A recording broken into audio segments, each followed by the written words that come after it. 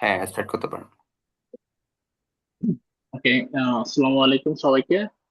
আহ, এটা যে প্ল্যাটফর্ম থেকে যারা জয়েন হয়েছেন আমাদের আজকের এই জুম মিটিং সেশনে, তাদের সবাইকে আহ, আন্তরিক শুভেচ্ছা। পাশাপাশি আমাদের শারমিন আপু, উনি ওনার F1 ভিসা সিকিউর করেছে মাস্টার্স থেকে। তো ওনাকেও অনেক অনেক কংগ্রাচুলেশন, আলহামদুলিল্লাহ। তো শারমিন আপু, আপনি হচ্ছেন আপনার ইউএস এর জার্নিটা ফুল আমাদেরকে ডিসক্রাইব করবেন, যেখান থেকে আপনার এই বাইরে যাওয়ার জার্নিটা শুরু, সেখান থেকে একদম ভিসা পাসপোর্ট কালেকশন পর্যন্ত। আপনি আপনার মতো করেই বলবেন, আমরা আপনাকে ইন্টারাপ্ট করব না। আপনি যতটুকু সুন্দর গুছিয়ে আপনার এই জার্নিটা, সেটা আপনি যদি আগে কোথাও অ্যাপ্লাই করে থাকেন সেই জার্নি, বা আপনার এডুকেশনাল কোনো জার্নি থাকলে সেটা, যাতে এটা যদি কোনো শিক্ষামূলক যদি কোনো বার্তা দিয়ে শুরু করতে চান, অবশ্যই সেভাবে আপনি সুন্দরভাবে আপনার যে ভিসা এক্সপিরিয়েন্স আছে সবকিছু সুন্দরভাবে আমাদের সাথে শেয়ার করেন। আহ, হ্যাঁ আপু, শুনছেন? জি ভাই। হ্যাঁ, ঠিক আছে, আপনাকে আমাদের প্ল্যাটফর্মটা ছেড়ে দিচ্ছি, আপনি ইনশাল্লাহ শুরু করতে পারেন।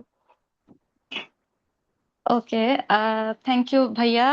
আসলে এই সুযোগটা আমার মতো এরকম অনেকেরই দরকার আমি মনে করি, কারণ এক সময় দেখা যায় আমি যদি শুরু থেকে শুরু করি, আপনাদের ইউটিউব ভিডিওস গুলো মেইনলি আমাকে অনেকটুকু প্রাথমিক গাইড করতে হেল্প করছে। যদি আমি নিজের কথা বলি, যে ইনিসিয়েশনটা কোথা থেকে হয়েছে, তো প্রথমত আমার কাছে মনে হতো যে মোস্ট ইম্পর্টেন্ট যে হায়ার স্টাডিজ এর ক্ষেত্রে আমরা মনে করি যে হুম, আমাদের ইউএস এর ক্ষেত্রে particularly research experience, publication, paper, IELTS, GRE এগুলো খুব ভালো পরিমাণে থাকতে হয়, তাহলে হয়তো আমাদের ফুল ফান্ড হবে।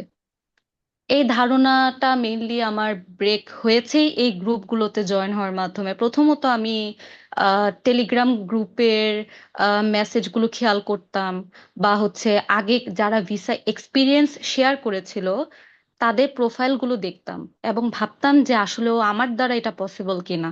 নিজেকেই কোয়েশ্চেন করতাম যদিও, কিন্তু মনে হতো কি বেশিরভাগ এক্সপিরিয়েন্স গুলো দেখে যে আসলে ওনাদের তো এত পাবলিকেশন আছে, বা আইএলস এত ভালো, বা জিআরই এত ভালো, আমি আসলে এটা পসিবল কিনা। আমার তো আসলে প্রোফাইল হিসেবে যদি বলি আমার সিজিপিএ টা ভালো, যদি বলি সিজিপিএ ভালো, আমার রিসার্চ এক্সপিরিয়েন্সের পার্ট থেকে যদি বলি আমার কোনো পাবলিকেশন ওরকম নাই।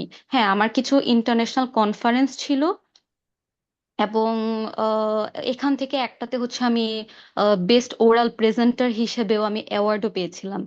তো এছাড়া আমার আইএলস এর কথা যদি বলি, আমার আইএলস এ হচ্ছে 6.5 ছিল।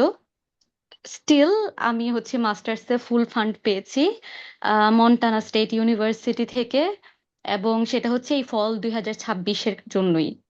এবং রিসেন্টলি আমি আমার ভিসাটা পেয়েছি, এই 26 তারিখ আমার ভিসা ইন্টারভিউ ছিল, এবং আমি 29 তারিখ পাসপোর্ট কালেকশন করে আমার আপাতত জার্নিটা শেষ করেছি। ইন দ্য মিন টাইম আমি আমার শুরু থেকে শেষ পর্যন্ত এই কাহিনীগুলো বলবো, যেন বাকিদেরও এই জায়গাটাতে অনেকটুকু গাইড হয় যে কে কিভাবে কোন ধরনের আহ কোনো কনফিউশন থাকলে কিভাবে সলভ করবে। এখানে আমি আমার DS-160 নিয়েও কিছু স্টোরি বলতে ইচ্ছুক, যেটাতে হচ্ছে ভাইয়ারা আমাকে অনেক হেল্প করেছিল। আমি যেহেতু 1-to-1 সেশনের 7 ডেজের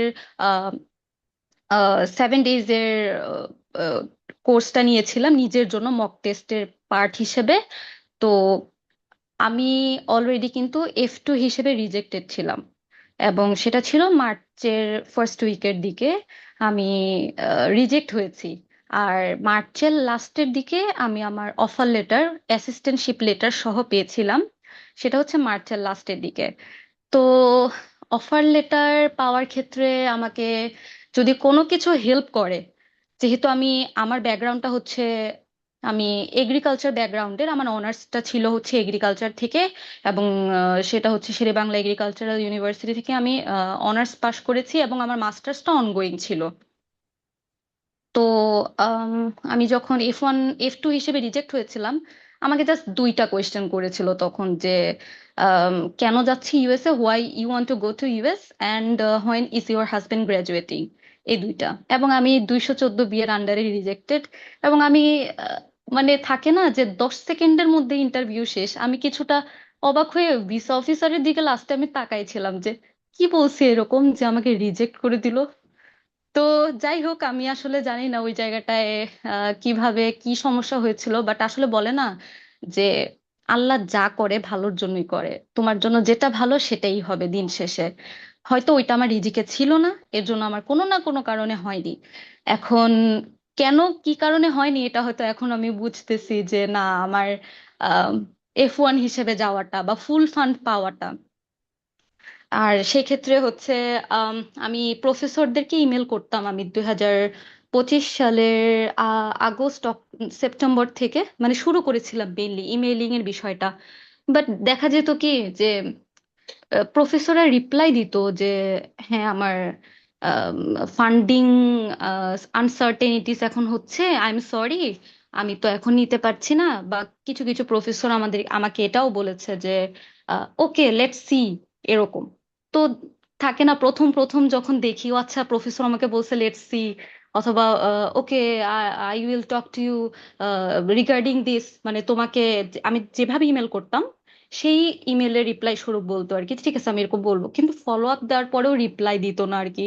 মানে তখন মনে হতো যে না, আসলে প্রফেসর যেভাবে পজিটিভলি বলেছে আসলে বিষয়টা তা না। এটা একটা ওয়ে যে প্রফেসররা তোমাকে ডিরেক্ট রিজেক্ট করতেছে না, প্রফেসররা তোমাকে জাস্ট এভাবে পোলাইটলি বলে দিচ্ছে যে হ্যাঁ আমি তোমার জন্য অ্যাভেলেবেল না বা তুমি আমার জন্য ফিট না।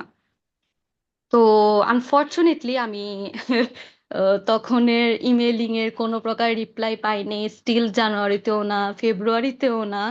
অবশেষে আমার কাছে মানে আমার হাজবেন্ড বলল যে আচ্ছা ঠিক আছে, তো তুমি আপাতত F2 হিসেবে অ্যাপ্লাই করে রাখো। ইন দ্য মিন টাইম যদি আমার ডিগ্রিটা যেহেতু অনগোয়িং ছিল বাংলাদেশে মাস্টার্সটা, সেটা যদি শেষ হয়ে যায় বা স্পেশাল ডিফেন্স দেওয়ার সিস্টেম তো থাকে মাস্টার্সের ক্ষেত্রে, তো সেটা যদি শেষ হতে পারে তাহলে হচ্ছে তুমি এখানে এসে তারপরে না হয় ট্রাই করলা, যেটা অনেকেই করে একটু ওখানে যাওয়ার পর।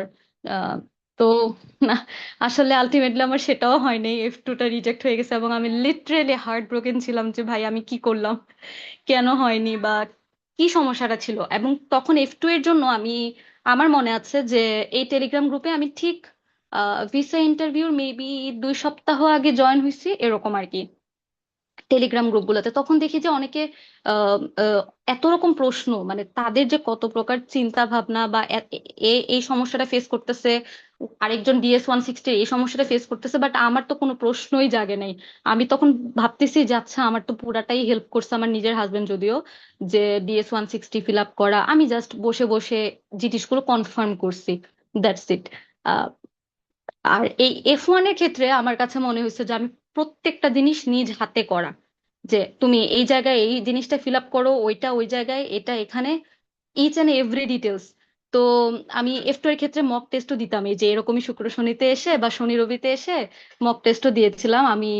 ফার্স্ট মক টেস্টটা যদি একটু বলি, এতটাই স্পিডে আমি অ্যান্সার গুলো দিছি, মানে এতটাই স্পেসিফিক, এতটাই ছোট করে অ্যান্সার গুলো দিয়েছি, এবং ভাইয়ারা তখন আমাকে বলেছিল যে আপু আপনার তো ঠিক আছে, কিন্তু ভিসা অফিসার একটু এলাবোরেট করে জিনিসগুলো বলতে পছন্দ, শুনতে পছন্দ করে। যেটা আমি এই দফায় F1 এর ভিসার ইন্টারভিউতে যখন আমি লাইনে দাঁড়িয়েছিলাম আমি এটা খেয়াল করছি যে আমার লাইনে বেশিরভাগই ছিল ফুল ফান্ডে দাঁড়িয়ে। তো আমার সামনে দুইজন তিনজন ছিল, এর মধ্যে আহ, একেবারে যে আহ, মানে তিনজন, তো তো যে অলরেডি ইন্টারভিউ দিচ্ছিল, তারপরে আরো দুইজন ছিল। সো যে অলরেডি ইন্টারভিউ দিচ্ছিল সেও ফুল ফান্ড ছিল, বাট সে কিন্তু রিজেক্ট হয়েছিল। এবং আমি যেটা শুনছিলাম পেছনে থেকে দাঁড়িয়ে যে উনি অনেক টু দি পয়েন্ট অ্যান্সার দিচ্ছে, মানে ওনাকে জিজ্ঞেস করা হচ্ছে যে তুমি এই অ্যাসিস্ট্যান্টশিপটা কিভাবে পেয়েছো, যেটা হচ্ছে খুবই কমন যারা ফুল ফান্ড পায়। তো উনি জাস্ট বলছে যে my professor interviewed me and that's how I got. But এখানে একটা প্রশ্ন থাকে যে তোমাকে ইন্টারভিউ নিয়ে নিল তারপরে কি হয়ে গেল, বিষয়টা তো তা না। কারণ আমরা, আমাদের প্রফেসররা ইন্টারভিউ নেয়, অনেক সময় গ্র্যাজুয়েট অ্যাডমিশন কমিটিও ইন্টারভিউ নেয়, দেন ইভালুয়েশনটা হয়। পার্সোনালি কিন্তু প্রফেসরদের ইভালুয়েশনে কিন্তু কেউই ফুল ফান্ড পায় না, আগে প্রফেসররা নেয়, দেন হচ্ছে অ্যাডমিশন কমিটি তার প্রোফাইলটাকে ইভালুয়েট করে, বা তাদের কাছে যদি মনে হয় যে না আমি আবার ওই অ্যাপ্লিকেন্টের ইন্টারভিউ নিব, তারপর হচ্ছে ওই ওই ইন্টারভিউর পর ফাইনাল হচ্ছে অ্যাসিস্ট্যান্টশিপের কথাটা যদি বলি, ফান্ডের বিষয়টা কিন্তু আসে। তো আমি যেটা মনে হলো যে ওনার ক্ষেত্রে এই জিনিসটা অ্যাবসেন্ট ছিল। এবং আই ডোন্ট নো, আমার ধারণা যে হয়তো এই কারণে কি উনি মানে ভিসা অফিসার মানে ওনার কাছে মনে হয়েছে ভিসা অফিসারের কাছে না, ও প্রপারলি এক্সপ্লেইন করে নাই, কিছু একটা কোয়েশ্চেন রয়ে যাচ্ছিল। তো সে কিন্তু রিজেক্ট হয়েছিল। তাকে কিন্তু 214 বি দিয়ে পাঠাই দেওয়া হয়েছে, এবং আমার কিন্তু তৎক্ষণাৎ ভয় লাগা শুরু হয়েছে, যেহেতু আমি অলরেডি একবার রিজেক্ট হয়েছি। আমি আর এই চান্স নিতে পারবো না, কারণ আমার ভেতরে যে কি চলতেছিল তখন আমি মানে বোঝাতে পারবো না। আমি লিটারালি দুরূদ শরীফ যতবার পড়া যায় আমি নিজের জন্য পড়ছিলাম, যেন আমি অ্যাটলিস্ট রিল্যাক্স থাকি। না, কিচ্ছু হবে না আমার, ইনশাল্লাহ ভিসা হবে, কারো হোক না হোক আজকে আমার হবেই। বিষয়টা ছিল এরকম। তো F2 এর ক্ষেত্রে ছিল আমি এভাবে মক টেস্ট দিয়ে ভাইয়াদের কাছ থেকে সাজেশন পেয়েছিলাম কিন্তু, যে আহ, কিভাবে অ্যান্সার গুলোকে এক এক লাইনে শেষ না করে অ্যাটলিস্ট 2 থেকে 3 লাইনে কনসাইজলি এবং টু দি পয়েন্ট কিভাবে বলা যায়। তো এই জিনিসটা আমার খুবই ভালো লাগছিল আসলে। এবং আমার F2 এর রিজেকশনের পর আমি সাইফ ভাইয়াকে মেসেজও করেছিলাম, ভাই আমার তো রিজেক্ট হয়েছে, কিন্তু আমি তো বুঝতেছি না কি হয়েছে। তো যাই হোক, রিজিকের বিষয় আসলে সবকিছুই, ভাইয়াও আমাকে এটা বলছে, আসলে রিজিকে না থাকলে আমি যত চেষ্টা করি হবে না। আমার সবকিছু থাকতে হবে, যে পরিশ্রম প্লাস হচ্ছে আমার কপাল, মানে ভাগ্য, দুইটাই আমার সাথে দিতে হবে আসলে। তো এই F2 এর জার্নি শেষ হলো, যেহেতু আমার মার্চের শেষের দিকে আমার অফার লেটার এসেছিল। তো অফার লেটার আসার পর পরই আমি সাইফ ভাইয়ের সাথে যোগাযোগ করি। এবং আমি আহ, ভাবলাম যে এইবার আমার মক টেস্টের ক্ষেত্রে আমি যে জিনিসটা আগে এনশিওর করব সেটা হচ্ছে আমার অ্যান্সার গুলো। কারণ এই ওয়ান টু ওয়ান সেশনের মাধ্যমে আমি দেখছি যে আমার অনেক জায়গায় অ্যান্সার করতে ভুল হচ্ছে। আমি জানি যে হ্যাঁ আমার রিসার্চ ইন্টারেস্ট এটা, আমি জানি যে হ্যাঁ আমি অ্যাসিস্ট্যান্টশিপটা কিভাবে পেয়েছি, বাট ওখানেও কিছুটা সমস্যা থাকে। এবং আমরা সবাই সবকিছু পারি, অ্যান্সার কেন দিতে পারবো না, অফকোর্স পারবো। কিন্তু ডিসকাশনের মাধ্যমে যদি একটা জিনিস আমার ভুল হওয়া থেকে বেঁচে যায়, আমার কাছে মনে হয় এটা বেটার। আর আমি এটা বলবো না যে সবারই ওয়ান টু ওয়ান সেশন বা এরকম নেওয়া উচিত। বিষয়টা হচ্ছে গাইডের বিষয়টা, এবং ভাইয়ারা যেভাবে গাইড করে এইটা আমার পার্সোনালি কাজে লাগছে। এবং এর জন্য আমার কাছে মনে হয় আমি কনফিডেন্সটা আগের থেকে আরো ভালো লেভেলে আনতে পেরেছি। আমার যদিও ফুল ফান্ড ছিল, অনেকেই বলে হ্যাঁ ফুল ফান্ড তো ভিসা হয়ে যাবে, ফুল ফান্ড তো ভিসা হয়ে যাবে। আমার কাছে মনে হয় এত ইজি না, কারণ অনেক ফুল ফান্ড এখন তো যাচ্ছেই, কিন্তু তাদের ভিসা রিজেক্ট হচ্ছে। এবং এই রিজেকশনের পেছনে অ্যাকচুয়ালি কি রিজন, এটা একমাত্র ভিসা অফিসার জানে, আমরা কেউই কিন্তু বলতে পারবো না, শুধু অনুমান করতে পারবো দূর থেকে যে হ্যাঁ হয়তো এইটা সমস্যা হয়েছে, হয়তো DS-160-তে এটা হয়েছে সেটা হয়েছে, সে হয়তো এইভাবে অ্যান্সার দেয় নাই। আসলে কিছুই না, কারণ আমার পক্ষ থেকে যতটুকু জিনিসগুলো প্রিসাইজলি করা পসিবল আমি জাস্ট সেটাই করেছি, বাকিটা আমি ছেড়ে দিছিলাম আল্লাহর হাতে, যে যা হবে হবে। আসলে আমার কপালে থেকে কেউ কোনো কিছু ছিনাই নিতে পারবে না যদি সেটা লেখা থাকেই। তো অবশেষে আমার DS-160-টা ফিল আপ করা শুরু করলাম, যেহেতু আমি আগে F2 হিসেবে রিজেক্ট ছিলাম, ওখানে আমার কিছু জিনিস অ্যাড করা ছিল। সো আমার কাছে মনে হচ্ছিল যে আমার আগের DS-160-র সাথে বর্তমান DS-160 মিল থাকতে হবে, এই ধারণাটা আমার ছিল। কিন্তু পার্টিকুলারলি আমার হচ্ছে যেহেতু মাস্টার্সটা অনগোয়িং ছিল, এখানে এডুকেশনাল পার্টটা ফিল আপ করতে গিয়ে আমি একটু সমস্যা ফেস করতেছিলাম। এবং আমি তৎক্ষণাৎ হচ্ছে ভাইয়াদেরকে পার্সোনালি নক দিয়ে মেসেজ দিয়ে জিজ্ঞেস করেছিলাম যে ভাইয়া আমার তো মাস্টার্স অনগোয়িং, আমরা অনেকেই জানি যে হ্যাঁ আমি যেহেতু থেকে আরেকটা মাস্টার্স করতে যাচ্ছি, এটা ভিসা অফিসারের কাছে একটা প্রশ্নবিদ্ধ যে তুমি তো মাস্টার্স বাংলাদেশে করতেছো, তাহলে কেন তুমি বাহিরে গিয়ে আরেকটা মাস্টার্স করতেছো। এবং এইটারও একটা অ্যান্সার, স্পেসিফিক অ্যান্সার রেডি থাকা জরুরি, লজিক্যাল, যে আমি এভাবে অ্যান্সার করলে ভিসা অফিসার কনভিন্স হবে। এবং হাস্যকর ভাবে যদি বলি, আমি এটার অ্যান্সার এমন ভাবেই রেডি করছিলাম নিজে নিজে, আহ, পরবর্তীতে এখন আমার ওই অ্যান্সারটা শুনলে আমার নিজেরই হাসি পায়, যে এই অ্যান্সার যদি আমি যদি কোনোভাবে ভিসা অফিসারকে বলতাম, সে অ্যাকচুয়ালি আমাকে রিজেক্ট করতো সেকেন্ড টাইম।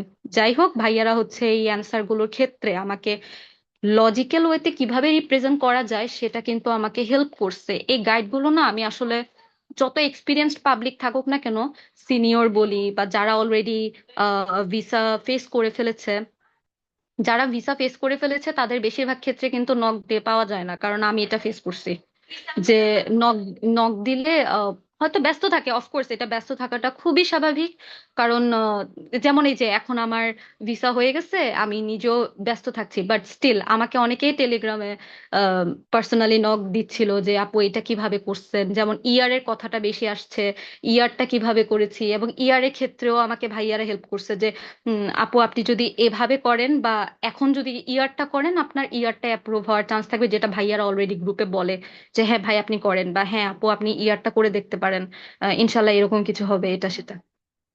এবং DS-160 ক্ষেত্রে প্রথম হেল্প আমার ভাইয়াদের কাছ থেকে DS-160 থেকে পাওয়া, যে ওনারা আমাকে হেল্প করছে, গাইড করছে যে আপনি এই এই পোর্শনটা এইভাবে লিখেন, বা এই জিনিসটা আপনি ভালোভাবে খেয়াল করবেন যে আপনি এই জিনিসটা কি দিচ্ছেন, কারণ এটার উপর ভিসা অফিসারের এক্সপ্রেশনও নির্ভর করে, বা আমাকে কোয়েশ্চেন করবে কি করবে না সেটাও নির্ভর করে।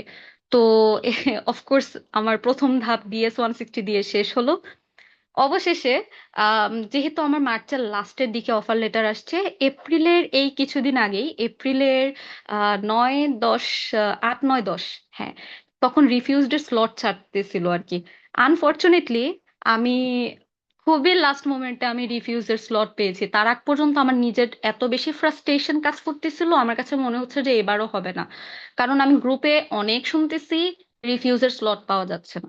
ইটস সো টাফ যে মানুষ জাস্ট একটা স্লটের জন্য সারাটাক্ষণ অ্যাক্টিভ থাকবে, এবং আমার দ্বারা এটা পসিবল হচ্ছিল না। যেহেতু আমি এখানে মাস্টার্স করতেছি, আমাকে ভার্সিটিতেও যেতে হয় বা ক্লাসের জন্য যেতে হয়, আমি ভাবতেছি যে কিভাবে সম্ভব, মানে কিভাবে সম্ভব যে আমি 24 ঘন্টার মধ্যে কয়েক ঘন্টা জাস্ট এইটার জন্য দিব, যে স্লট কখন ছাড়ে না ছাড়ে। এবং ওইটার ক্ষেত্রেও আমি ভাইয়াদের জিজ্ঞেস করছি যে ভাইয়া আপনারা আমাকে বলেন প্লিজ যে কখন কখন অ্যাক্টিভ থাকলে বেটার হয়, এবং তারা কিন্তু দেখলাম যে এটা যেমন আমাকেও বলছে গ্রুপেও বলেছে যে আপনারা এই এই টাইমে বা এই যে মঙ্গল বুধের দিকে আপনারা খেয়াল রাখবেন যে ওই টাইমে মোস্ট অফ দ্য টাইম হচ্ছে এমবাসি থেকে স্লট দেয়, তো আপনারা ওই টাইম গুলোতে নজর রাখবেন। তো আমার 10 এপ্রিলের দিকে আমি আমার ভিসা ফিও দেই নেই, DS-160 সাবমিট করি নেই, কেন জানি মনে হচ্ছে যে DS-160 আর 2 দিন পর সাবমিট করি। এই করতে করতে এদিকে দেখি সবাই মানে একটা বাল্ক ওয়েতে স্লট দিয়েছিল কিছুদিন আগে, যে 8-9-10-এর দিকে সবাই স্লট নিচ্ছে, আমি নিচ্ছি না। ভাইয়ারা আমাকে লিটারেলি কল দিয়ে বলতেছে আপু এখন স্লট নিতেই হবে আপনাকে, আপনি নেন আপু। আমি আমার হাজবেন্ডকে কল দিয়ে বলতেছি আমার ভিসা ফিটা এক্ষুনি দিতে হবে। ওই টাইমে আমার মানে আমার পেমেন্ট অপশনটা কাজ করতেছিল না, এবং এটার জন্য দেখা যাচ্ছে আমি দেখতেছি যে আমার স্লট চলেই যাবে, এবার চলেই যাবে, আর সম্ভব না আসলে। কিন্তু অবশেষে আলহামদুলিল্লাহ যে আমি জুলাইয়ের 26 তারিখে সকাল 9টা 15-তে ফার্স্ট রিফিউজড স্লট পেয়েছি। পেয়েই তো আমি ভাইয়াদের বলছি ভাইয়া আলহামদুলিল্লাহ আমি স্লট পাইছি। তো যাই হোক, ভাইয়ারা বলতেছে যাক আপু এবার হচ্ছে আপনি আপনার ভিসার প্রস্তুতি নিতে থাকেন, কারণ আপনি আপনি যেহেতু জুলাই 26, অফকোর্স আমি ভাইয়াদেরকে বলেছিলাম যে জুলাই 26 আমার আগস্টে ক্লাস, এটা কখনোই পসিবল না যে আমি জুলাই 26 তারিখে ইন্টারভিউ দিয়ে ক্লাস ধরবো, যেহেতু এত লেট। তো ভাইয়ারা বলেছিল যে আপু ইয়ার করতে পারবেন, ইয়ার করলে আপনি যদি লজিক্যাল মানে আপনার অ্যাসিস্ট্যান্টশিপ লেটার থাকে বা অফার লেটার যদি ভালো থাকে, তাহলে হচ্ছে ওনারা মানে এমবাসি থেকে সেটা হচ্ছে ইয়ারটা জলদি একসেপ্ট করে। এবং এক্ষেত্রে একটা লেটার আছে এক্সপেডিটেড লেটার, যেটা হচ্ছে আমি আহ, বাকি সবই ঠিক আছে, এটা ছাড়া ওগুলোর ইন অ্যাডিশন আমি এক্সপেডিটেড লেটারটাও সাবমিট করেছিলাম। এখন এই রিলেটেডও আমাকে অনেকে কোয়েশ্চেন করেছিল টেলিগ্রাম গ্রুপে যে আপু আপনি ইয়ার করার জন্য কি কি করেছেন। তো সেটাও যদি একটু বলি যে ইয়ারের ক্ষেত্রে অফকোর্স আমার তো আগে একটা শিডিউল বুক থাকতে হবে, অতঃপর আমি ইয়ারটা করতে পারবো। তো ইয়ারের অপশনে ওখানে একটা অপশনে আসে ইমার্জেন্সি রিকোয়েস্ট, তো সেখান থেকে আমি আমার ইয়ারের জন্য যা যা করা দরকার সেটা করেছি। ওখানে একটা বক্স থাকে, যে বক্সে আমাকে কারণগুলো লিখতে হয় গুছায়ে। এই ক্ষেত্রে ভাইয়ারা অলরেডি একটা স্যাম্পল কিন্তু গ্রুপে দিয়ে রেখেছে, আমি ওই স্যাম্পলটাকেই নিজের মতো করে মডিফাই করেছি যে আমার কি জন্য দরকার, আমার কিসের জন্য ইয়ারটা করলে লজিক্যাল ওয়েতে ওনাদের কাছেও মনে হবে যে না ওর তো আসলে ক্লাস শুরু আগস্টে, ও জুলাই 26 তারিখ কিভাবে কি করবে। তো ওই জিনিসগুলোই আমি জাস্ট নিজের মতো করে মডিফাই করেছি, এবং এখানে যে পয়েন্টগুলো হাইলাইট করছি সেটা যদি একটু বলি, সেটা হচ্ছে আমি হাইলাইট করেছি যে আমার আগস্টের এত তারিখ থেকে ক্লাস শুরু। তো আমাকে অফকোর্স ইমিগ্রেশন প্রসেস বা ওখানের অ্যাকোমোডেশন অ্যাজ ওয়েল অ্যাজ আমার অ্যাডাপ্টেশনের জন্য আমার সময় দরকার। এছাড়াও আমি মনে করি যে আমার ভিসা প্রসেসিং হতেও বর্তমানে সময় লাগছে। এই যে 3-4টা রিজন আমি বললাম, এগুলাকে আমি গুছিয়ে সুন্দরভাবে জাস্ট উল্লেখ করে দিছি যে হ্যাঁ, এই কারণে আমি ইয়ার করতে চাচ্ছি। যদি আপনারা সেটাকে অ্যাগ্রি করেন বা আমাকে যদি পারমিশন দেন, তাহলে আমার জন্য আমার অ্যাসিস্ট্যান্টশিপ ধরে রাখা বা আমার অন টাইমে ক্যাম্পাসে থাকাটা আমার জন্য সুবিধা হবে। এতে করে আমার অ্যাডমিশনও ক্যান্সেল হবে না। এই যে কারণগুলো, এই যে জিনিসগুলো, এগুলো হচ্ছে গুছিয়ে আপনারা আহ, হচ্ছে ইয়ার এর ক্ষেত্রে এভাবে লিখলে আমি আমার জন্য অ্যাপ্রুভ হয়েছে আশা করি। এভাবে যদি লিখা যায়, যারা হচ্ছে সামনে ইয়ার করবেন, হোপফুলি আশা করি এটা এমবাসি থেকে অ্যাপ্রুভ হয়ে যেতে পারে। এবং আমার ক্ষেত্রে আমি হচ্ছি 14 এপ্রিল, আমি মনে হয় স্লট নিয়েছিলাম 9 কি 10 তারিখ, রিভিউ স্লট। 14 এপ্রিল সকাল 8:30টার দিকে আমি হচ্ছি ইয়ার এর জন্য যে যে ডকুমেন্ট সাবমিট করার লাগে, আমি ওই এক্সপেডিটেড লেটারটা সহ ইয়ার এর জন্য রিকোয়েস্ট করেছি। এবং এই এক্সপেডিটেড লেটারের কথা যদি একটু বলি, সেটা হচ্ছে আমি আমার ডিপার্টমেন্টের গ্র্যাডকোকে ইমেল করেছিলাম যে আমার এই লেটারটা লাগবে। তো আমার গ্র্যাডকো আর আমার অ্যাডভাইজার দুইজন মিলেই হচ্ছে আমাকে এই লেটারটা আমাকে দিয়েছে আসলে। এবং এক্ষেত্রে আমার অ্যাডভাইজার হেল্প করেছে আমাকে, যে আমাকে জিজ্ঞেস করেছে যে তোমার ইন্টারভিউর ক্ষেত্রে কি কি জিনিস আমার পক্ষ থেকে দিলে তোমার জন্য সুবিধা হবে বলো, মানে এই এক্সপেডিটেড লেটার ছাড়াও আমাকে এটাও জিজ্ঞেস করেছিল। তো আমি ইমেলে বলেছি নো প্রফেসর, আমার জাস্ট এই এক্সপেডিটেড লেটারটা হলেই হবে। তো উনি বলছে ওকে ঠিক আছে ফাইন, আমি তোমাকে দিয়ে দিব 2 দিনের মধ্যে। তো উনি আমাকে উইকেন্ডে দিছিল কিন্তু, হ্যাঁ, উইকেন্ডের দিকেই আমাকে দিছিল মোস্ট প্রবাবলি, আমার যতটুকু মনে পড়ে। তো উনি এই লেটারটা দেওয়ার পরের দিনই আমি হচ্ছে এটা নিয়ে বসছি যে আমি ইমার্জেন্সি রিকোয়েস্টটা করব।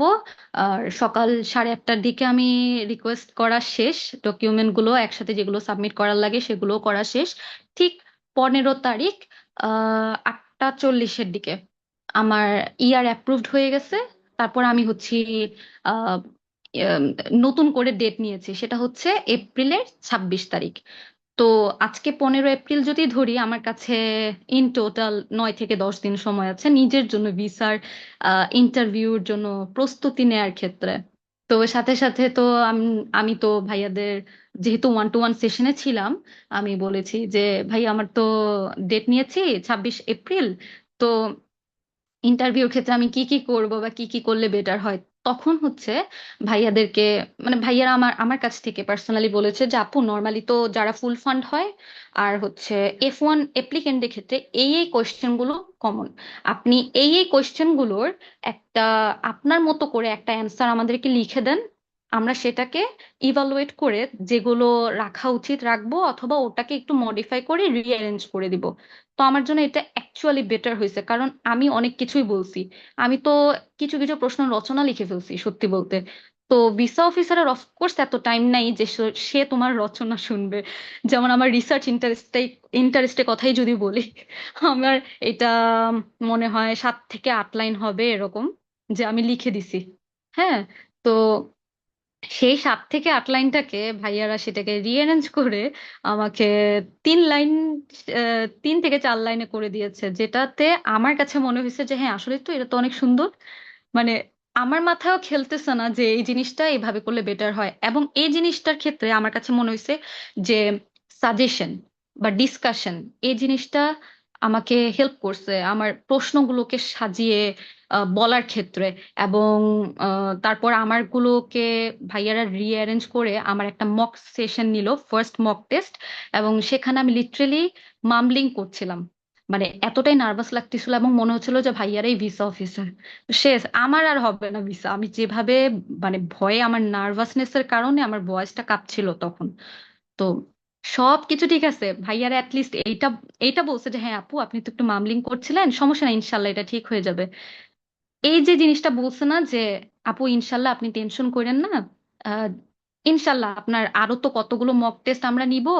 তো আস্তে আস্তে আপনার কনফিডেন্সটা এমনিতেই বিল্ড আপ হবে। আর আপনি এতটুকু মাথায় রেখেন যে ইনশাল্লাহ আপনার ভিসা হবে, জাস্ট এইটা মাথায় রাখবেন।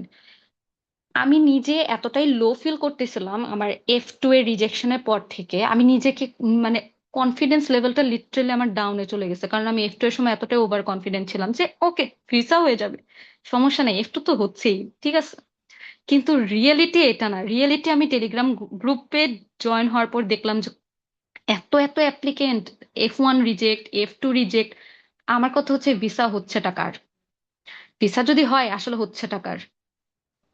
তো যাই হোক, আম, আমার ফার্স্ট মক টেস্টটা এইভাবে গেল। দেন আস্তে আস্তে আমি অ্যাকচুয়ালি খেয়াল করতেছিলাম আমার সেকেন্ড মক টেস্টের সময় সবার লাস্টে ভাইয়া, সাইব ভাইয়া আমার প্রথম মক টেস্টটা নিয়েছিল, তখন হচ্ছে সেকেন্ডের ক্ষেত্রে সাইব ভাইয়াই ছিলেন, এবং আমাকে বলছে যে আপু আপনি এই উত্তরটা না, মানে আমরা এইভাবে রিঅ্যারেঞ্জ করে দিছি, ওকে ঠিক আছে, কিন্তু আপনি জাস্ট এতটুকু মাথায় রাখেন আপনার মনে তখন কি আসে। আমরা একটা ওয়ার্ড না হয় এভাবে লিখছি, কিন্তু আপনি যখন অ্যান্সার করবেন আপনার মনে কোন ওয়ার্ডটা আসে, যে ওয়ার্ডটা সহজ আপনি সেই ওয়ার্ডটা দিয়েই অ্যান্সার করবেন। আমাদের মতো দিতে হবে বিষয়টা তা না, আপনার মনে কি আসে সেটা দেখেন। এবং অ্যাকচুয়ালি আমি না, মানে আহ, আমার মনে তৎক্ষণাৎ যেভাবে এক্সপ্লেন করলে আমার জন্য ইজি মনে হচ্ছে আমি সেভাবে এক্সপ্লেন করে করে আমি অ্যান্সার গুলো দিচ্ছিলাম, এবং মামলিং করাটা যেটা সেটা কমে গেছে, বা নার্ভাসনেসটা সেটাও কমে গেছে, এবং কনফিডেন্সটা আমার এইভাবে গেইনড আপ হয়েছে সত্যি বলতে। আর সেই ক্ষেত্রে মামলিং জিনিসটা যে কোনো মানে নতুন মানুষদের ক্ষেত্রে আমার কাছে মনে হয় আমার ক্ষেত্রে বেশিই হয়, কারণ কথা বলতে গেলে ভয় পাই, বা কথা বলতে গেলে কি বলবো বুঝি না। কিন্তু সাইব ভাই, আরিয়ান ভাই, নোমান ভাই, তিনজনই কিন্তু আমার মক টেস্ট নিয়েছিল এই 7 ডেজ এর মক সেশনটার ক্ষেত্রে। এবং তিনজনই তিন ভাবে কিন্তু আমার মক টেস্ট নিছে, এবং এক এক সময় এক এক রকম একটু ভিন্ন ওয়েতে প্রশ্নগুলো করতো, যেন কোনোভাবে থাকে না যে একই প্রশ্নটা আমরা প্যারাফ্রেজ করে ভিন্নভাবে ভিসা অফিসারে চাইলেই জিজ্ঞেস করতে পারে। এবং আমার কোনো কনফিউশন থাকলে দেখা যেত মক সেশনের পর যে হ্যাঁ ভাইয়া আমার তো এই প্রশ্নটা এইভাবে, এটা কি এভাবে দেওয়া ঠিক হবে বা এভাবে দেওয়া ঠিক হবে। ওনারা কিন্তু সাথেরটার সাথে আমাকে গাইড করে দিচ্ছে, এবং আমি কিন্তু মাথায় সেট করতে পারতেছি যে হ্যাঁ আমাকে কোন কোয়েশ্চেন করলে কখন কিভাবে অ্যান্সার দিতে হবে। তো এভাবে করে আমার 7টা মক টেস্ট শেষ হলো, এবং লাস্ট মক টেস্টের দিন মানে 26 তারিখ যেহেতু আমার ভিসা ইন্টারভিউ ছিল, 25 তারিখ আমার লাস্ট মক টেস্ট হিসেবে আমি ভাইয়াদের বলতেছিলাম ভাইয়া আমি আমি জানি না আসলে কি হবে। পরে হচ্ছে আমাকে তিনজনই বলছে যে আপু এবার সবকিছু আল্লাহর হাতে ছেড়ে দেন, কারণ আপনার হাতে যতটুকু সময় ছিল বা আপনার দ্বারা যতটুকু পসিবল ছিল আপনি করে ফেলছেন, এবার বাকিটা আল্লাহর হাতে ছেড়ে দেন। এবং আসলেও আমি না সেটাই করছি, এবং আমি প্রতিটা দিন মানে প্রতিদিন আমি নামাজ পড়তাম। আমি আগে হচ্ছে যেটা হতো ভার্সিটিতে চলে গেলে দেখা যেত জোহরের ওয়াক্ত মিস হয়ে যেত, বা কোনো কারণে হতো আমাকে আসরের টাইমে পড়তে হতো। কিন্তু এইবার আমি এই জিনিসটা কন্টিনিউ করছি যে আমার নামাজ আমার সময় মতোই করতে হবে, সেটা যাই হোক। আমার যদি ক্লাস মিস হয়ে যায় আমি নামাজকে গুরুত্ব দিছি। আমি প্রতিদিন তাহাজ্জুদ পড়ছি, যেটা অ্যাকচুয়ালি আমাকে রিল্যাক্স করতে হেল্প করছে।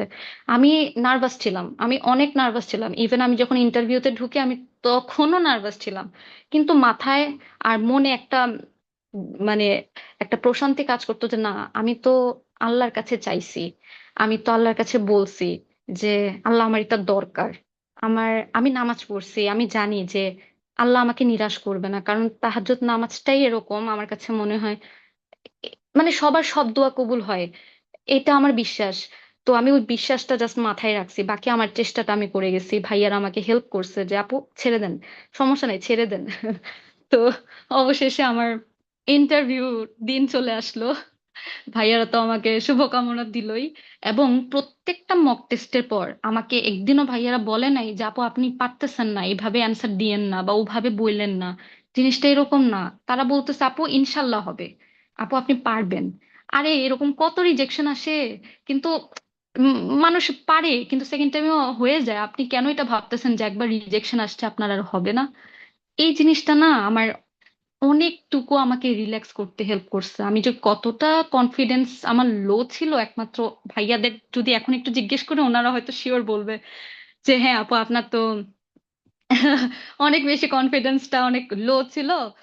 বাট যেটাই হোক, আমি এটার জন্য ওনাদের উপর আজীবন গ্রেটফুল থাকবো, কারণ এই সময়টা খুবই ক্রিটিক্যাল। এই সময়টা সবার মনের অবস্থাটা যে কি, যারা একবার রিজেক্ট হয় তারা বুঝতে পারে যে আমি স্লট পাচ্ছি না, আমার ডিএসএ ভুল হয়ে গেছে, এইটা হয়ে গেছে, ওইটা হয়ে গেছে, আমার কি হবে, আমার হয়তো হবে না।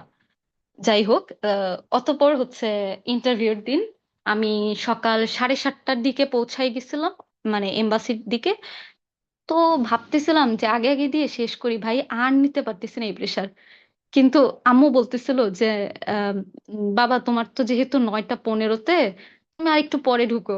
তো আমি প্রায় 8টা 5 কি 10-এর দিকে আর ওয়েট করতে না পেরে আমি ঢুকে গেছি, যে আমার দ্বারা সম্ভব না ওয়েট করা। যত দ্রুত ঝামেলা শেষ হবে আমি তত দ্রুত রিল্যাক্স হব। এবং আমি এম্বাসি গেটে ঢোকা মাত্র আমার ফাইল ছিঁড়ে গেছে। এবং আমার কাছে মনে হচ্ছিল যে কি রে ভাই, আবার শুরু হলো নাকি আমার? খারাপ দিন কি এভাবে শুরু হবে নাকি? যে আমার ফাইল ছিঁড়ে গেছে, মানে কাগজগুলো পড়ে যাবে অবস্থায় এরকম আর কি। আর যাই হোক, কোন রকম হাতে করে ফাইলটাকে যেভাবে নেওয়া যায়, আমরা হোল্ডিং ফাইল যেগুলো যেগুলো হাতে জাস্ট ক্যারি করা যায়, ওই সময় আমি ফাইল সহ কাগজগুলাকে হাতের তালুতে নিয়ে আমি ভেতরে ঢুকছি, মানে লিটারেলি। আমি বলি যে হয়েছে, আমার খারাপ সময় মনে হয় এখন থেকে শুরু। তো যাই হোক, আমার এম্বাসির ভেতরে ঢুকলাম, কোনো ভিড় নাই। আমার কাছে মনে হচ্ছে কি রে ভাই, কোনো মানুষ কি আজকে ইন্টারভিউ দিতে আসে নাই নাকি আমার মতো মানুষই কতগুলো আসছে কি? পরে দেখলাম F2 এর ক্ষেত্রে যেটা হয়েছিল, আমাকে বাহির থেকে ওয়েট করতে করতে ভেতরে যেতে হয়েছিল। কিন্তু এইবার সরাসরি আমি এম্বাসি আরে ইন্টারভিউ রুমে ঢুকে গেছি। মানে কোনো বাইরে কোনো সিরিয়াল নাই, কেউই নেই, একদম সুনসান নীরবতা, সোজা কথা। ভেতরে গিয়ে দেখি হ্যাঁ মানুষ আছে, মানুষ কম না। মানে 3টা বেঞ্চ থাকে না ভেতরে, 3টা বেঞ্চ জুড়ে শুধু মানুষগুলো বসে আছে, আর এক্সট্রা কোনো মানুষ নেই। তো মনে হলো যে ভিড় কমই আসলে। নর্মালি F2 এর সময় আমি যতটুকু দেখেছিলাম মানুষ এত উপচে পড়া যে আমাকে বাহির থেকে বেঞ্চে বসে বসে সামনে আগাতে হয়েছিল। বাট এইবার হচ্ছে আমি ডিরেক্ট রুমের ভেতর ঢুকে গেছি। দেন হচ্ছে কাউন্টার 1-এ আমার হচ্ছে পাসপোর্ট দেখে জিজ্ঞেস করছে আমার নাম কি, কোথায় যাচ্ছি, আমার ক্লাস কবে থেকে শুরু, এইটা। দেন আমাকে 1 মিনিট হয়তো বসতে হয়েছে ফিঙ্গারপ্রিন্টের জন্য। দেন হচ্ছে আমি ফিঙ্গারপ্রিন্ট দিয়েই সাথে সাথে আমাকে ওই নর্মাল যে 3টা বেঞ্চ থাকে, সেই 3টা বেঞ্চের 3rd নাম্বার বেঞ্চটাতে আমাকে বসতে বলেছিল ওখানকার যারা ভলান্টিয়াররা থাকে, উনারা। দেন আমি তো দেখি যে বসা মাত্র আমি শুধু আগাচ্ছি। কিরে ভাই, আমি আগাচ্ছি এত জলদি?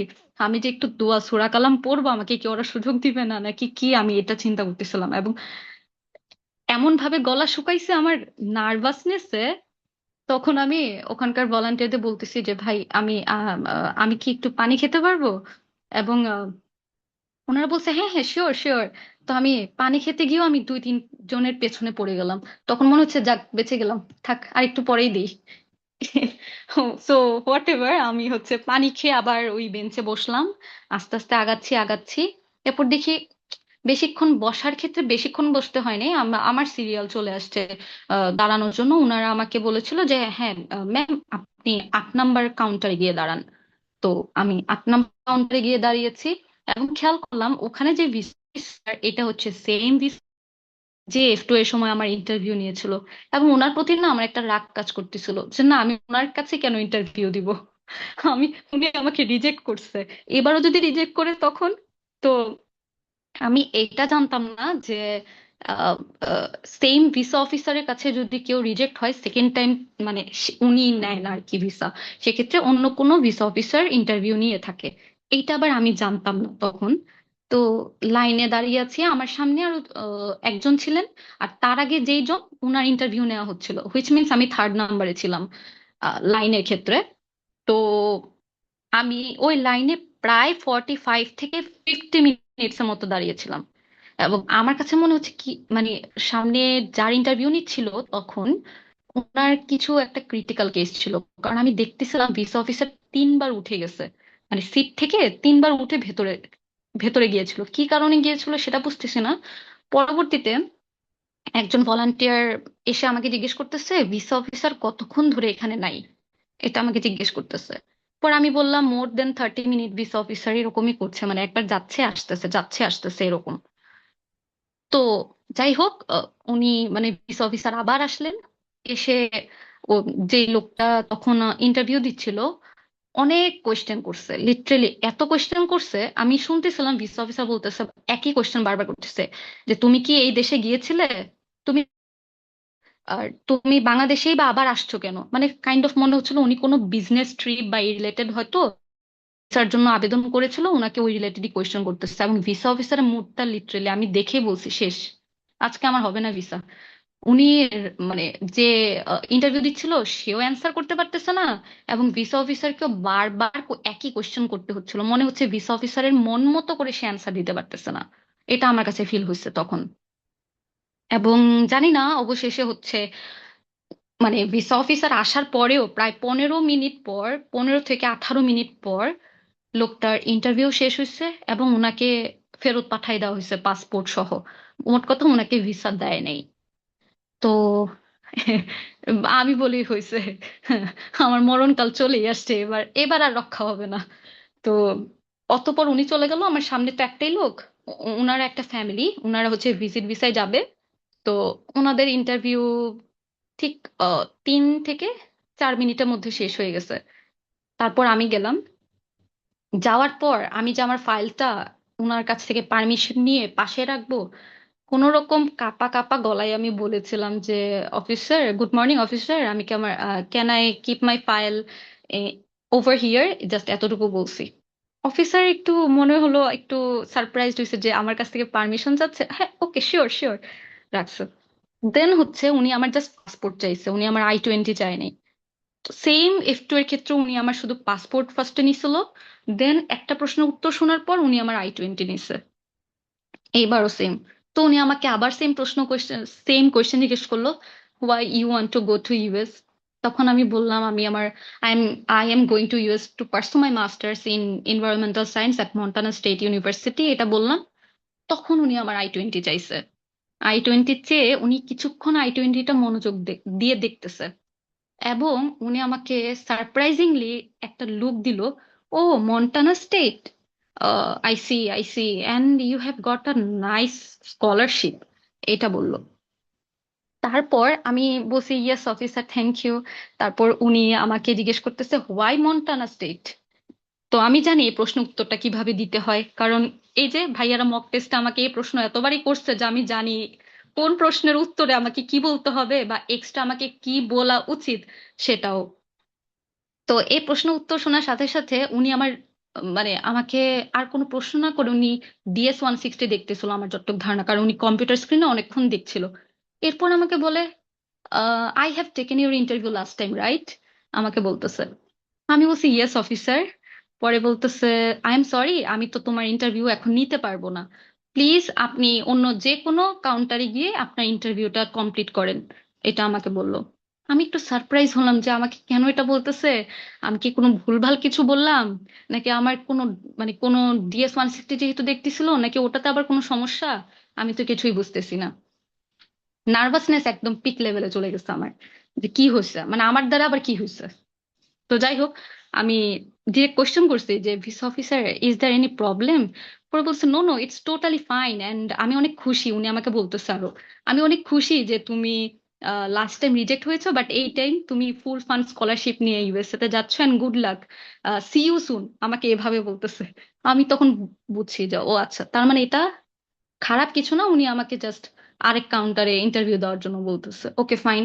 ও সময় জাস্ট 3টা কাউন্টার ওপেন ছিল, একটা হচ্ছে 7, 8 আর হচ্ছে 10। তো আমি যেহেতু 8-এ ছিলাম, আমি নিজ দায়িত্বে 10-এ গেছি। তো তৎক্ষণাৎ ভলান্টিয়ার বলতেছে কি ব্যাপার, আপনি এখানে কেন যাচ্ছেন, তখন আমি বলছি যে আমাকে ভিসা অফিসার যেতে বলছে। তো তারপর ওনারা আর কিছু জিজ্ঞেস করেনি, আমি তারপর 10-এর মানে লাইনে দাঁড়িয়েছিলাম। আমার সামনে বেশিরভাগ স্টুডেন্ট, মানে প্রায় 7 থেকে 8 জন, তো আমি তো আস্তে আস্তে আগাচ্ছি। বেশি বেশিরভাগ ফুল ফান্ড, 1 থেকে 2 জন ছিল যে সেলফ ফান্ডে ছিল, বাট তাদের ভিসা রিজেক্ট হয়েছে। এবং আমার নিজের সামনে আমি যখন আস্তে আস্তে আগাচ্ছি, আমি তো সবই শুনতেছি আস্তে আস্তে করে। তো 2 জন ফুল ফান্ড, তাদের 2 জনেরও ভিসা হয়েছে। তো এইটা দেখে আমার মধ্যে আবার একটু রিল্যাক্স হওয়া শুরু হয়েছে যে না, ইনশাল্লাহ আমি কোনো খারাপ কিছু করি নাই, আমি আল্লাহর কাছে অনেক চাইছি, আমি আমার শেষ প্রচেষ্টা যতটুক দেয়া পসিবল সেটাও করেছি, এবার যা হবে আশা করি ঠিক হবে। তো গেলাম সুন্দরভাবে গুড মর্নিং বলে, how are you doing today, এটা বলে ভিসা অফিসারকে সম্বোধন করলাম। ভিসা অফিসার আমাকে একদম নাইসলি আমাকে একটা স্মাইল দিয়ে বলতেছে, yeah I am fine, what what about you. তখন আমিও বলছি, visa officer I am fine, please pass me your I-20 passport. তো আমি দুইটাই একসাথে দিলাম, দিয়ে উনি আমার I-20 দেখে আবারও সেম একটা এক্সপ্রেশন দিল। তো আমি একটু বলে রাখি, এখানে এক্সপ্রেশন দেওয়ার মেবি একটা রিজন, সেটা হচ্ছে আমার ফুল ফান্ডের পাশাপাশি আমার $14,000 সারপ্লাস ছিল I-20-তে। সো এটা একটা ভালো অ্যামাউন্ট, আলহামদুলিল্লাহ যে এটা আমি পেয়েছি। ফুল ফান্ডের পাশাপাশি অনেকের ডেফিসিট থাকে, অনেকের সারপ্লাসও থাকে, বাট এত সারপ্লাস এটা হয়তো ভিসা অফিসাররা একটু ওনাদের জন্য পজিটিভ মনে হয়েছে। এবং যেহেতু দুইজন ভিসা অফিসারই একটা লুক দিয়েছিল যে I-20 দেখে, ও নাইস, আই সি, ওকে। তো first question, what is your research interest? তো সেই প্রশ্নের অ্যান্সারটা আমি দেওয়া মাত্রই ভিসা অফিসার হাসি দিয়ে আমাকে বলতেছে যে আম, তুমি কি তোমার মাস্টার্স কমপ্লিট করেছো নাকি শুধু ব্যাচেলার্স কমপ্লিট করেছো? তো যেটা, আমি যেহেতু মাস্টার্স কমপ্লিট করি নাই, আমার অ্যান্সারটা ছিল no officer, I didn't complete my masters, I only completed my bachelor of science in agriculture from Sher-e-Bangla agricultural university, Dhaka. এটুক বলে আমার অ্যান্সারটা, ওই সেকেন্ড অ্যান্সারটা আমি শেষ করলাম। আর থার্ড প্রশ্ন আমাকে জিজ্ঞেস করেছিল, so I see you have got a research assistantship, so how did you manage that, did your professor interview with you? তো আমি বললাম, yes officer, my advisor first interview with me and then I got this research assistantship. পরে বললো, nice, I C. পরে বলতেছে, আহ তোমার এই assistantship কি তোমার ইন্স্যুরেন্স কভার করবে? তো আমার আবার হেলথ ইন্স্যুরেন্সের জন্য আমার যেহেতু এতটুকু সারপ্লাস ছিল, সো এটা অটোমেটিক কভার ছিল। এছাড়াও আমাকে আমার ইউনিভার্সিটি থেকে প্রায় $1,890 মতো এক্সট্রা দিচ্ছিল আর কি, হেলথ ইন্স্যুরেন্সের জন্য কভার করার জন্য আর কি। তো এটা একটা ভালো অ্যামাউন্ট ছিল, সো আমি এটা ইন্ডিকেট করে বলেছি কিন্তু ওদেরকে যে হ্যাঁ আমি কিন্তু এতটুকু পাচ্ছি, যেটা আমার অফার লেটারে মেনশন আছে অলরেডি। এবং I-20 ক্ষেত্রে আমার মিসেলেনিয়াস লাইনে এই হেলথ ইন্স্যুরেন্সটা কভার্ড আছে, আমি সেটাও ইন্ডিকেট করে ভিসা অফিসারকে বলেছি এক্সপ্লেন করে। দেন বলতেছে, ওকে ফাইন। সো আমার যেহেতু হাজবেন্ড ইউএসএ তে, তো উনি আমাকে এই কোয়েশ্চেন করছে যে is your husband in USA, right? পরে আমি বললাম, yes officer, my husband is currently pursuing his PhD in এইটা, currently in USA right now. তো তখন হচ্ছে ভিসা অফিসার, যেমন এই কোশ্চেনের ক্ষেত্রে আমি অনেকের একটু বলে রাখতে চাই, সেটা হচ্ছে অনেকে এই কোশ্চেনের ক্ষেত্রে বলে, yes officer, my husband is currently in USA, এতটুকু। পরবর্তীতে ভিসা অফিসার মানে অটোমেটিক কোয়েশ্চেন আছে যে কি করতেছে ইউএসএ তে, মাস্টার্স, পিএইচডি অর হোয়াট? তো আমি এই প্রশ্নের অ্যান্সারটা আর পরের প্রশ্নে যেন না যেতে হয়, আমি একবারে উত্তরটা দিয়েছি। অনেকে বলে যে না, যতটুক বলবে অতটুক অ্যান্সার দিবেন, কিন্তু আমার কাছে মনে হলো যে না, আমার যেহেতু কিছু কিছু প্রশ্ন আছে যা আমরা জানি, এই এই এই প্রশ্নটা করা মাত্রই আমার পরের প্রশ্ন এটা করতে পারে। সো আমার যদি পসিবল হয় আমি ওই লাইনে একই সাথে উত্তরটা দিয়ে দিলে ভিসা অফিসার এই ক্ষেত্রে অনেকটুকু, আমার কাছে মনে হয় এতে ওনাদেরও টাইম সেভ হয়, আর ওনাদেরও পরের প্রশ্নে যাওয়ার দরকার পড়ে না, যেটা আমার ক্ষেত্রে মনে হয়েছে যে এটা ওনার ক্ষেত্রে হেল্প করছে। এবং উনি কিন্তু হাসছে এই প্রশ্ন উত্তরের পর। তো তারপর হচ্ছে বলতেছে যে, ওকে, তো তুমি কি তোমার সোশ্যাল মিডিয়া লিংকের প্রিন্টেড কপি এনেছো? তো আমি বললাম যে ইয়েস অফিসার। তো পরে হচ্ছে আমি আমার প্রিন্টেড কপি দিব, লিটারেলি প্রিন্টেড কপি দিতে গিয়ে আমি তখন কপি পাচ্ছি না। এবং আমি ভিসা অফিসারকে বলছি, officer please give me a moment. পরে বলছে, শিওর শিওর। দেন হচ্ছে আমি দেখলাম যে আমার অন্য একটা ডকুমেন্টের একদম ভেতরে সোশ্যাল মিডিয়া লিংকের প্রিন্টেড কপিটা ঢুকেছিল, যার জন্য আমি দেখতেছিলাম না তখন।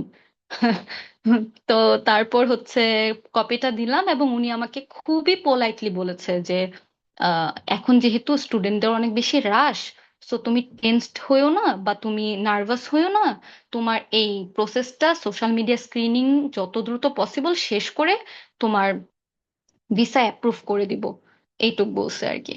So please keep patience and keep updated on the email, এভাবে বলছে। তো তারপর তো আমি তো বুঝতেই পারছি, ওকে ফাইন, এখন আমি খুশি যে অ্যাটলিস্ট আমার 214 বিয়ের থেকে 221 পাওয়াটা তো হলো। আলহামদুলিল্লাহ, অবশেষে আমি 221 দিয়ে নিয়ে আমি এক মুহূর্ত লেট করি নাই। আমার মনে হচ্ছে হইতে পারে যে উনি যদি আমার কাছ থেকে 221 দিয়ে লেটার নিয়ে যায়, তো তারপর হচ্ছে আমি আমার ওই লেটার ফাইলস সবকিছু নিয়ে বের হওয়ার আগে আমি একটু পানি খাইছি। পানি খেয়ে আমি বেঞ্চে বসে চিন্তা করতেছি আমার হাতে আসলে 221 লেটার আছে তো নাকি। আমি দেখতেছি, দেখে পানি খেয়ে আমি দ্রুত ওই জায়গা ত্যাগ করে আমি হাসতে হাসতে, লিটারেলি যেই জায়গাটা লাস্ট ঠিক এরকমই 1.5 মাস আগে বা 2 মাস আগে আমি কান্না করতে করতে বের হয়েছিলাম যে আমার রিজেকশন আসছে, এখন আমার কি হবে, সেই সেম জায়গাটাতে আমি হাসতে হাসতে বের হচ্ছি এবং চিন্তা করতেছি যে আসলেও নামাজ, প্রচেষ্টা আর হচ্ছে তোমার ইন্টেনশন, তোমার নিয়ত যদি সঠিক থাকে আল্লাহ সেটা কবুল করবেই। এবং অবশেষে আমার হাতে 221 লেটারটা আসছে with S M review seal. And তারপর বের হয়েই আমি আগে গ্রুপে মানে ভাইয়াদেরকে ওইটার ছবি দিছি, দিয়ে বলতেছি ভাইয়া এই যে অবশেষে ফাইনালি আলহামদুলিল্লাহ। তো তারপর ভাইয়ারা তো অনেক খুশি হয়েছে অফকোর্স। এবং আমি বাসায় যেতে যেতে এটা চিন্তা করতেছি যে আমার শুরু থেকে এই পর্যন্ত আসাটা, মাঝখানে আমি কতটুকু হ্যাসেল, কত ডিফিকাল্টিজ, আমার আম, আশেপাশের মানুষজন আমাকে ক্রিটিসাইজ করতেছে যে হ্যাঁ তোমার দ্বারা হবে না, একবার রিজেকশন আসছে না, তোমার দ্বারা হবে না, কি কি এখন আর দাঁড়াইলে আপনি ইউএসএ ভিসা দিচ্ছে না। আরে ফুল ফান্ড, এরকম কত ফুল ফান্ড আসবে যাবে কিন্তু ভিসা হবে না। এই যে জিনিসগুলো আমি শুনছিলাম না, এবং এগুলো না মানে আশেপাশের তোমার মানে আমাদের ক্লোজ আত্মীয় স্বজনই কিন্তু বলে, এবং এই জিনিসগুলো কিন্তু আমিও শুনছি। কিন্তু একটা বিশ্বাস ছিল যে আল্লাহ চাইলে সব সম্ভব, আমি যদি প্রচেষ্টা করি, আমার প্রচেষ্টা যদি ঠিক থাকে, আল্লাহ জাস্ট আমার ওই নিয়তটা দেখবে। এবং আমি বলবো এই ক্ষেত্রে তাহাজ্জুদ নামাজ আর সালাতুল হাজত নামাজটা খুবই ইম্পর্টেন্ট। কারণ দিন শেষে আল্লাহর কাছেও চাইতে হয় মন দিয়ে যে আল্লাহ আমাকে তুমি এটা দাও, আমার এটা খুব দরকার। এবং আমাদের আহ পরিশ্রম, আমাদের সবকিছু এখানে একসাথে কাজে লাগতে হবে, তাহলে যদি আমার জিনিসটা হয়।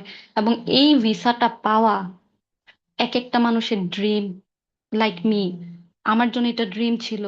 কারণ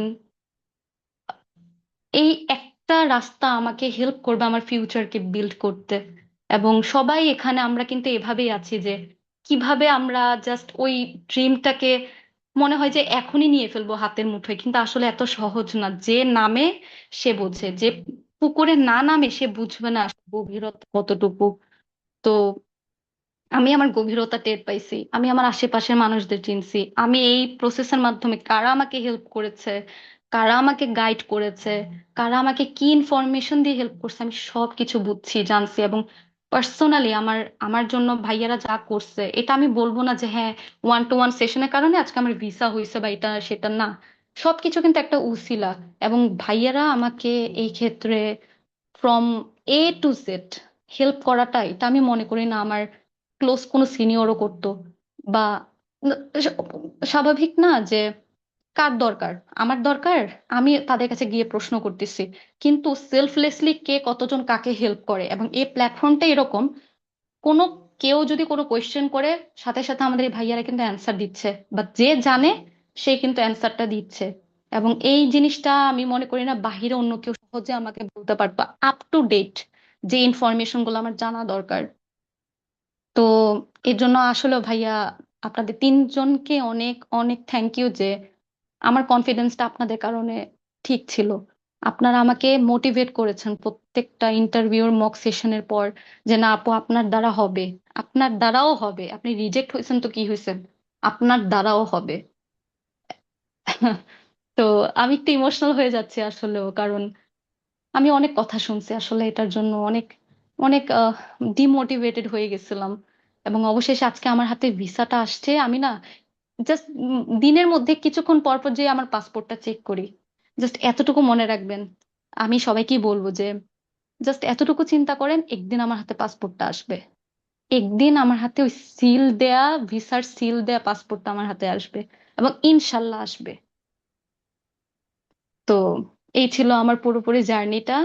এবং আমি সবাইকেই বলবো প্লিজ আপনারা মানে অ্যাটলিস্ট হোপ ছাড়বেন না, আল্লাহর উপর ভরসা রাখবেন, নিজের পরিশ্রম, নিজের কাজ যেটা করা উচিত সেটা অবশ্যই করবেন।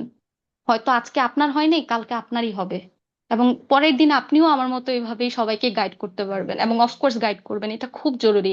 আমি প্রথম দিকে আমার নিজেরই কিছু সিনিয়র পরিচিত ছিল যাদের কাছে আমি হেল্প চাইতাম, মানে বলতাম আর কি যে এটা কিভাবে করতে হয়, এটা কিভাবে করে, ইমেলিং কিভাবে করে, বা নিজের ইন্টারভিউর ক্ষেত্রে আমি যে প্রফেসরের কাছে ইন্টারভিউ দিয়েছি, আমি এক্ষেত্রে আমি বলবো যে আমার এই ইন্টারভিউর প্রসেসও আমি কিছু কিছু মানুষকে চিনছি, যে কারা আমাকে অ্যাকচুয়ালি ইনফরমেশনটা দিচ্ছে যে হ্যাঁ তুমি কিভাবে নিজেকে রিপ্রেজেন্ট করবা প্রফেসরের সামনে। তো এই প্রত্যেকটা জিনিস, ছোট থেকে ছোট জিনিস তোমাকে মানে আমাদেরকে সবাইকে শেখায় যে তুমি নিজেকে কিভাবে ইমপ্রুভ করবা। সো আজকে এটা বলে আমি শেষ করতে চাই যে সবার দ্বারাই সবকিছু সম্ভব, হয়তো আজকে নয়তো কালকে। থ্যাংক ইউ ভাইয়া, আমার বেশি বলে ফেললাম কিনা আমি বুঝতেছি না। ওকে, শারমিন আপু, আহ, অনেক অনেক ধন্যবাদ আজকের এক্সপিরিয়েন্স শেয়ার করার জন্য। আহ, একটা পাস্টের একটা ঘটনা, মানে ঘটনা না, একজন পার্সন রাহুল ভাই, আরো কয়েকজন আছে, ওনাদের নাম না নিলে হয়তো বা ওনারা হয়তো রাগ করতে পারে ভবিষ্যতে যদি আমাদের ভয়েসটা শুনে। তো মানে ওনাদের কথা বলতে কিছু পার্সন আছে যারা ভেঙে ভেঙে এমন ভাবে বলছে, আমি বলবো না যে আমাদের কথা বলতে হবে এমন না, বাট তাদের জার্নিটা, হ্যাঁ সেটা ফুল ফান্ডেড হোক আর যেভাবে হোক, সবার জার্নি সবাই, একটা জিনিস হচ্ছে কি, একটা ফুল ফান্ডেড অ্যারেঞ্জ করতে সবাই জানে যে কি পরিমাণ কষ্ট হয়, সেটা অবশ্যই সবার একটা অনুধাবন আছে। তো সেই জায়গা থেকে সবার একটা হার্ড লাইন আছে, সবারই একটা কষ্ট আছে।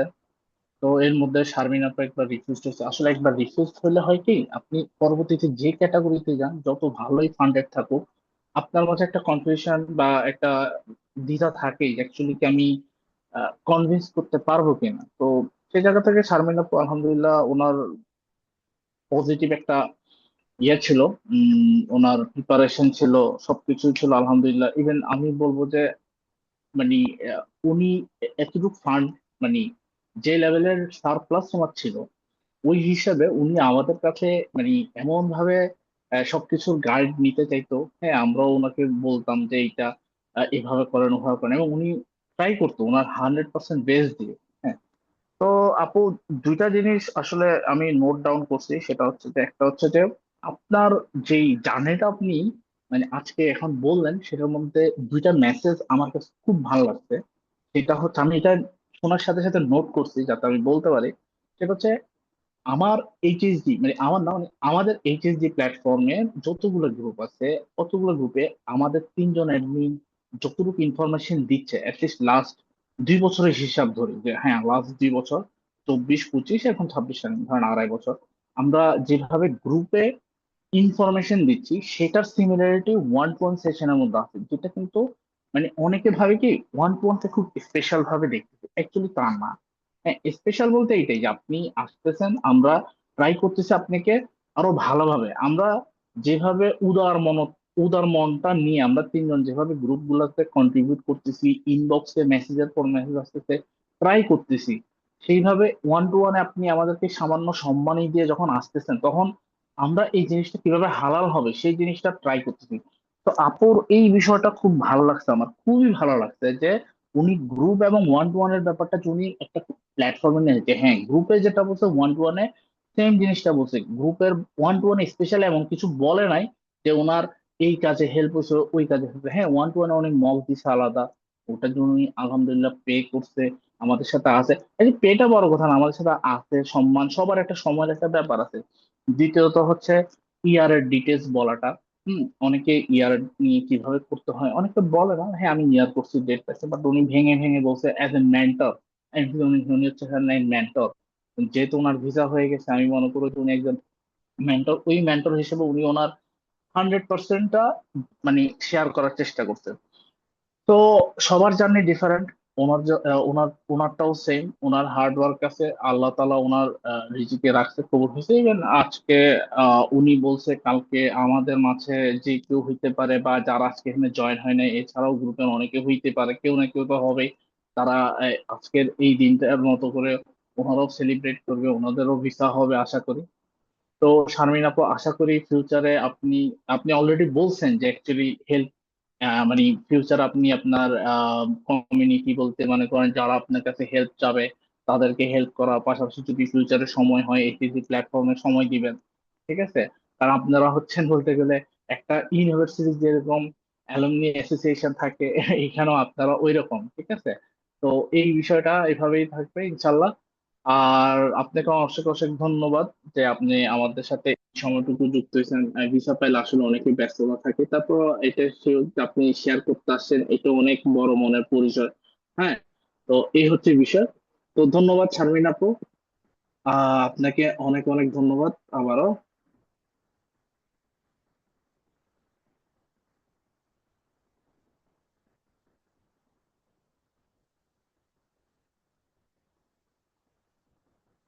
আচ্ছা, এই আপনারা এখন গ্রুপে অনেকেই আছেন।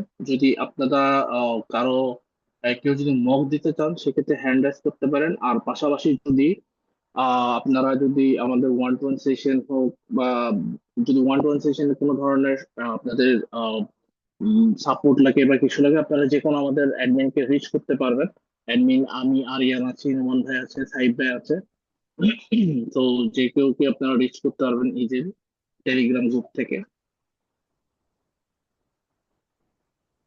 ও ভাইয়া, আমি একটু মাঝখানে একটু ডিসকার্ড হয়ে হ্যাঁ হ্যাঁ, না গিয়েছিলাম, শিওর শিওর প্লিজ। ডিসকানেক্টেড হয়ে গেছিলাম। ও, আহ, ডিসকানেক্টেড হয়ে আম, গেছে, আচ্ছা আচ্ছা। জি জি। জি জি। আপনি মনে হয় আমাকে কল করেছিলেন, আচ্ছা।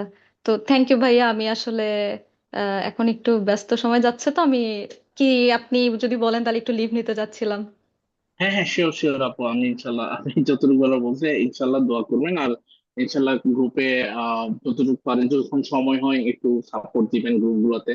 হ্যাঁ, এই আর কি। অফকোর্স, অফকোর্স ভাই, ওকে। ইনশাল্লাহ, কারণ আমি এই জিনিসটার অভাব ফিল করছি এবং আমি চাইবো না জি জি। আমার মতো আরেকজন এভাবে হ্যাসেল ফিল করুক, কারণ এই একটা টেনশন সবার মনেই থাকে। তো আমার যদি একটা লাইন জাস্ট বলার কারণে কারো যদি অনেকটুকু হেল্প হয়, আমি তো অনেক বেশি খুশি হব যে না, আমি অ্যাটলিস্ট তার জার্নির একটা পার্ট হতে পারছি। ইনশাল্লাহ আমার কাছ এক্স্যাক্টলি। থেকে সবাই হেল্প পাবে, যতটুকু আমার নলেজে আছে, কারণ আমিও খুব ইয়েস ইয়েস। একটা অভিজ্ঞতা কিন্তু না। তো আমার দ্বারা যতটুকু পসিবল আমি ইনশাল্লাহ আমি সবাইকেই কিছু না কিছু হেল্প করার ট্রাই করব। থ্যাংক ইউ জি জি, সবাইকে, আসসালামু ইনশাল্লাহ। আলাইকুম।